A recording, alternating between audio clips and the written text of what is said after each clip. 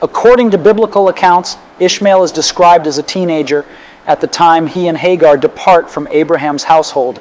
In contrast, Islamic tradition presents him as an infant or young child whom Hagar nurses as they leave Abraham's residence.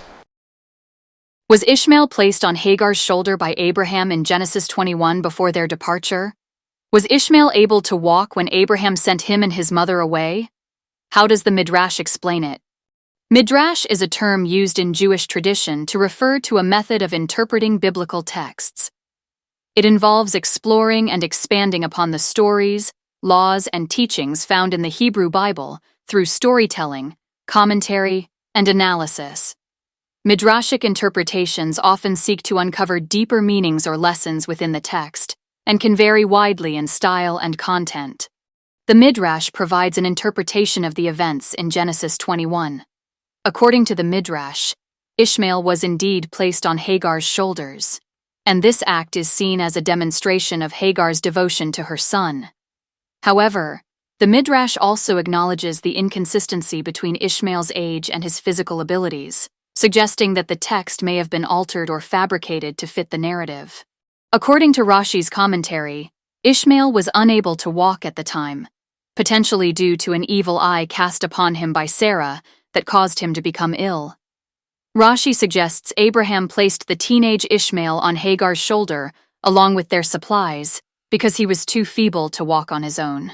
So in summary, while Rashi argues Ishmael was placed on Hagar's shoulders because he was too ill to walk, this explanation is debated, given Ishmael's age and other details in the text and Midrash. The passage is ambiguous about how Hagar and Ishmael departed together. Alternative interpretations suggest Ishmael was old enough to walk, even if he required some support from his mother. A passage from Hard Sayings of the Bible states, "A number of commentators have insisted on the fact that Ishmael was placed on the shoulders of Hagar when she left. This would imply that at the time the boy was a mere infant who needed to be carried by his mother. Then in Genesis 21 verse 15, he is spoken of as being cast or placed under a bush.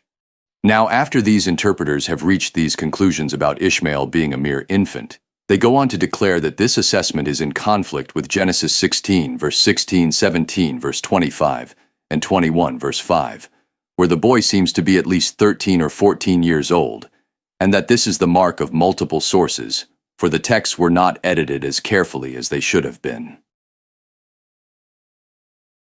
What is the explanation for this argument? The argument you've mentioned is centered around the apparent discrepancies in Ishmael's age in different parts of the Genesis narrative. The confusion arises from the portrayal of Ishmael as both an infant and a teenager in various passages. According to Genesis 16 verse 16, Abraham was 86 years old when Ishmael was born. By the time Isaac was born, Abraham was 100 years old, making Ishmael approximately 14 years old. Genesis 21 verse 5.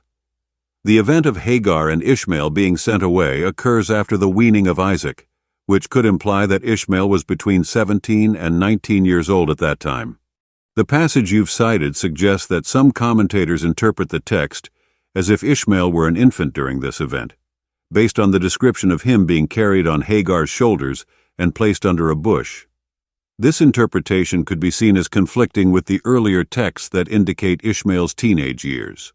The explanation for this discrepancy is a subject of debate among scholars. Some propose that it might be due to multiple sources or redactions in the text, which were not perfectly harmonized.